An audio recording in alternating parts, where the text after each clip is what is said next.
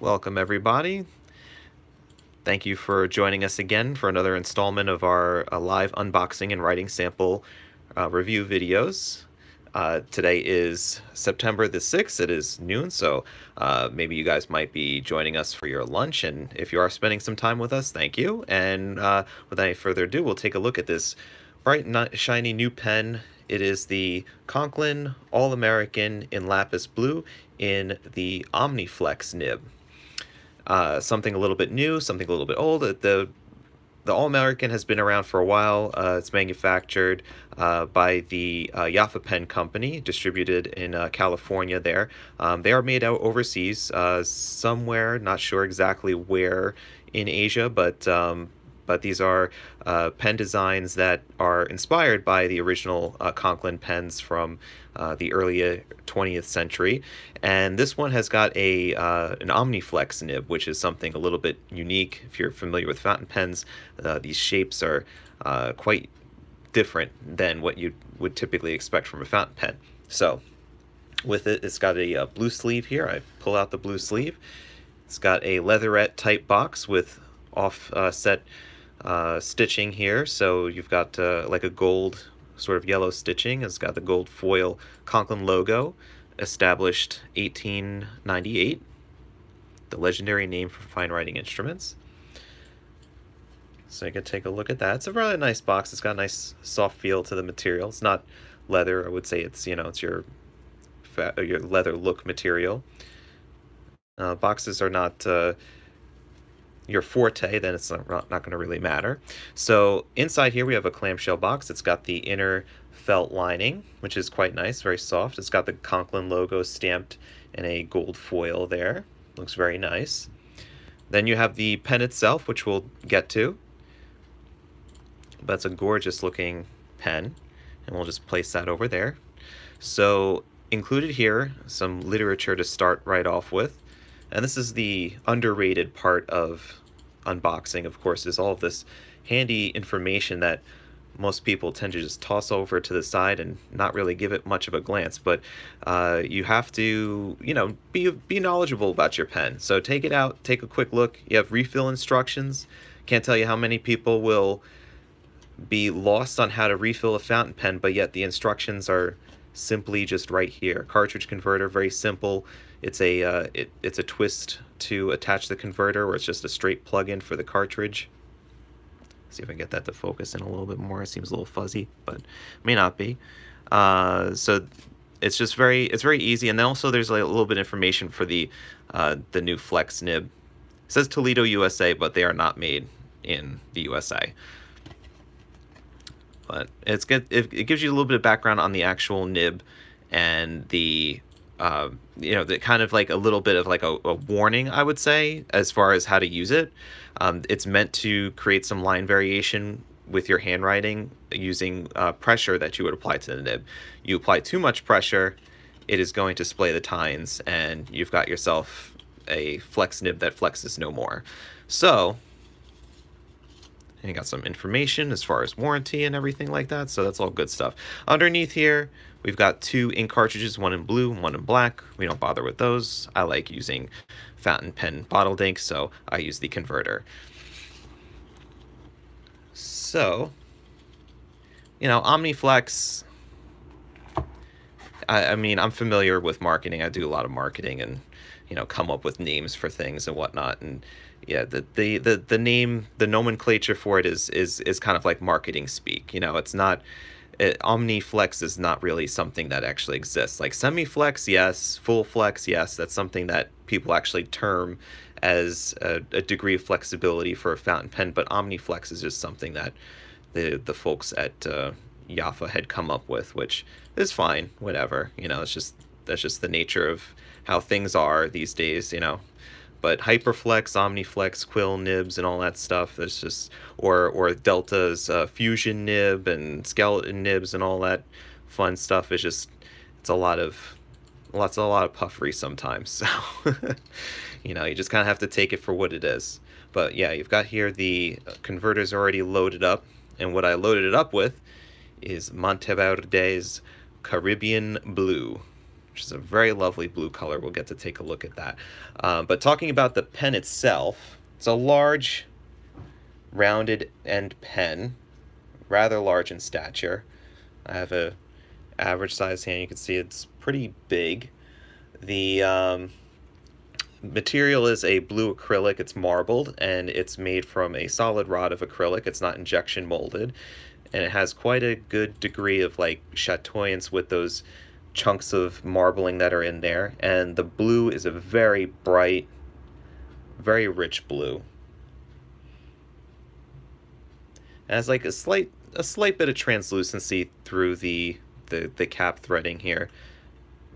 You can kind of see as I'm putting the pen back into the cap, it's just very slight bit of translucency, which looks nice. Then you also have the Conklin brand mark, Toledo, Ohio, USA, All-American. Again, Toledo, Ohio, USA, that's where the company was initially established back in 1898, but the distributor and the current owner of the Conklin brand mark are based out of Canoga Park in California. So it's just essentially, and also to the way that's engraved on the barrel is a hearkening to the old style of how they used to imprint their pen lines on the barrel.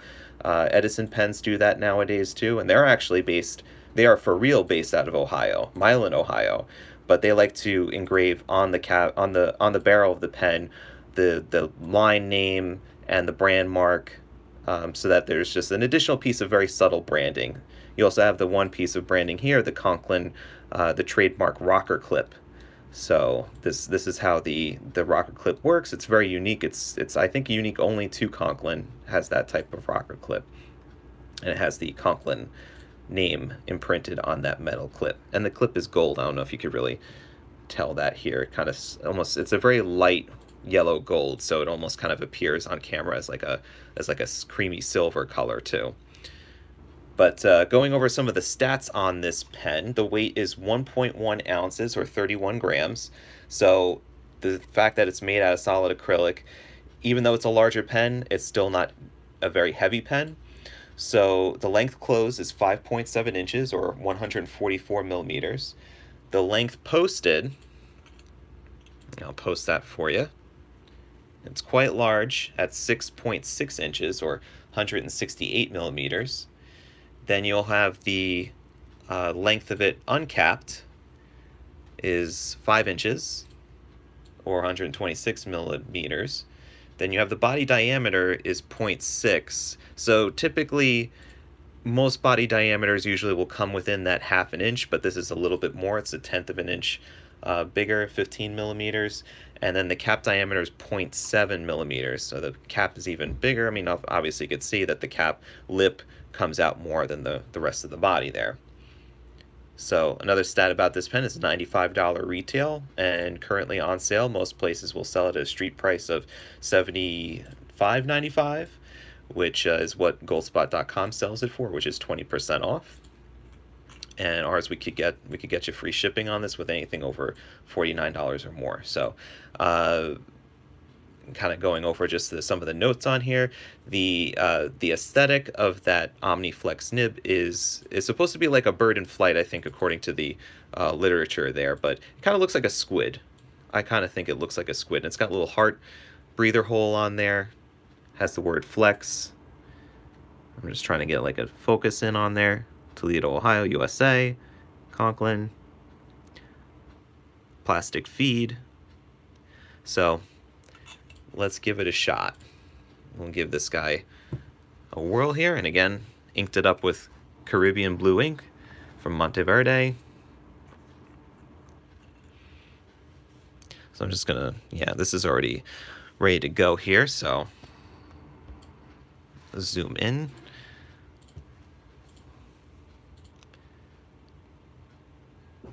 And just start off with some figure eights here just to kind of give you an idea of what kind of flexibility we're talking about when we're talking about the Omniflex. Now Omni, I believe, and I'm not, and correct me if I'm wrong, but Omni is kind of like a word that would be used, I think, in like a Latin context is kind of meaning all. I'm like thinking like omnivore is like an animal that like eats pretty much everything. That's not a carnivore or herbivore. It eats everything, both. So so when I hear Omniflex, I'm just thinking, well, like it, like was it flex and like also too, it's like, isn't it when something say like omnidirectional, like it can move in every direction?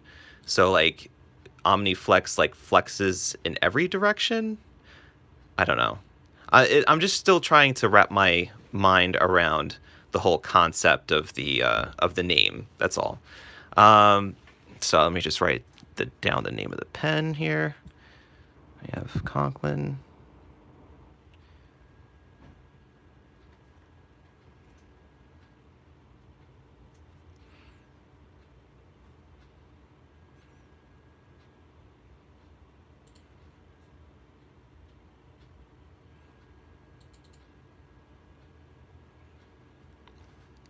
And this is in the lapis blue.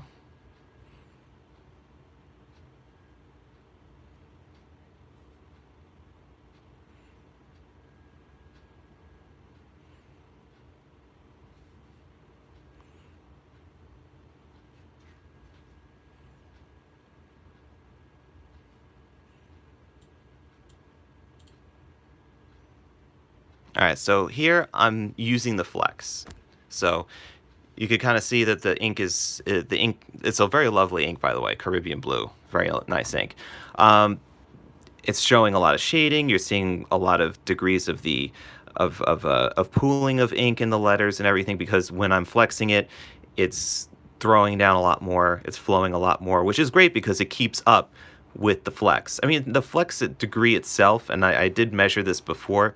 So a normal line, I'm just writing with it without it flexed. So this is a normal unflexed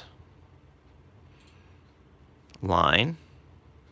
You can expect about, I kind of did like an imprecise measurement, but like about the 0.7 millimeters. So you're talking like, it's probably like roughly about like a medium would be, or like a little bit of a thicker fine, like maybe like Pelican's fine would be like also that thick as well.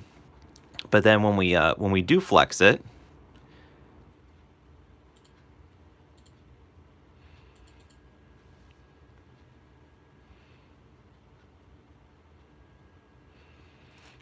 then I was kind of, again, not like an extremely precise measurement, but it was coming out to being maybe like 1.1 millimeters thereabouts. So, in various parts, because I mean, of course, like it tapers where you're going to relieve the pressure off the line. So, any place that you will leave it there, it will like bring it back up. So I kind of went with like the thickest part of the line, and that was about like 1.1 millimeters or so, which isn't bad. I mean, it's not a great degree of line variation. I was playing around with my Omas yesterday, the extra flexibile nib, and it was able to produce like with an extra fine, extra flexibile nib. It was zero point 0.4 to like a 1.3. So it's a higher degree of variation. That's what really the name of the game about when you're looking at flex nib pens is the difference in line variation. So in line variation. So if you take 1.1 and do 0.7 millimeter, so that ends up being a 0.4 millimeter difference. So if let's say I have the extra flexibile nib is able to do 1.3, I subtract 0.4, and that's a 0.9 millimeter difference. And that's what really creates that dramatic effect of when you're doing Spencerian calligraphy or copperplate. You start off with a very, very hair thin line, and then when you flex it out, it becomes that nice, big, broad, wet line.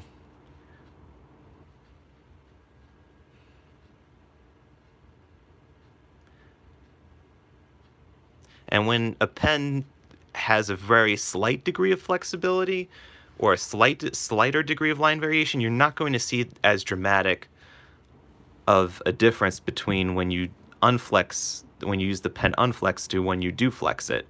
And when you're changing it on demand, you're not going to see a tremendous difference.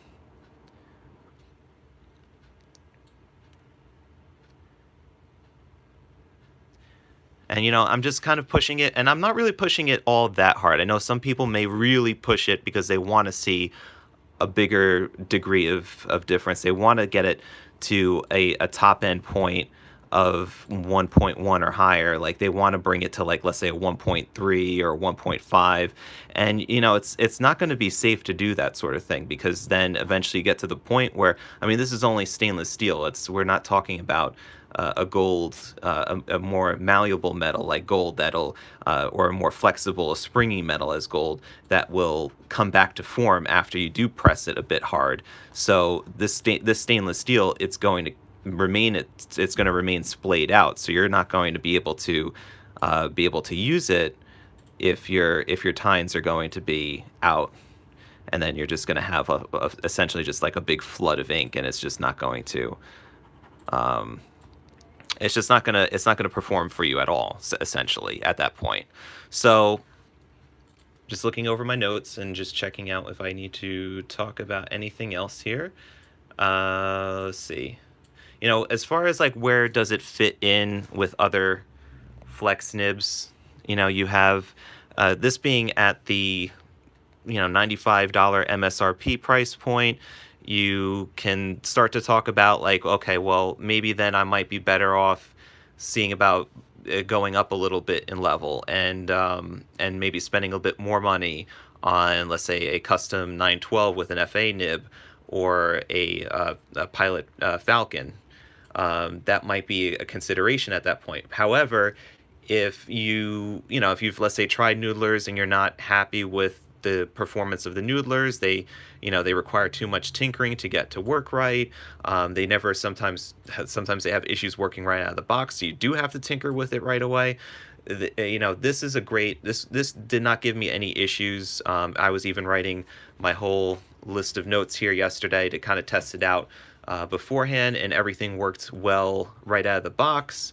And and really it provided a lot more satisfaction, I feel, than having a noodlers right out of the box. And some of the noodlers, that we're talking like, $40 price point, $75 with the Nipponset, and this being that, on sale as we have it, $76.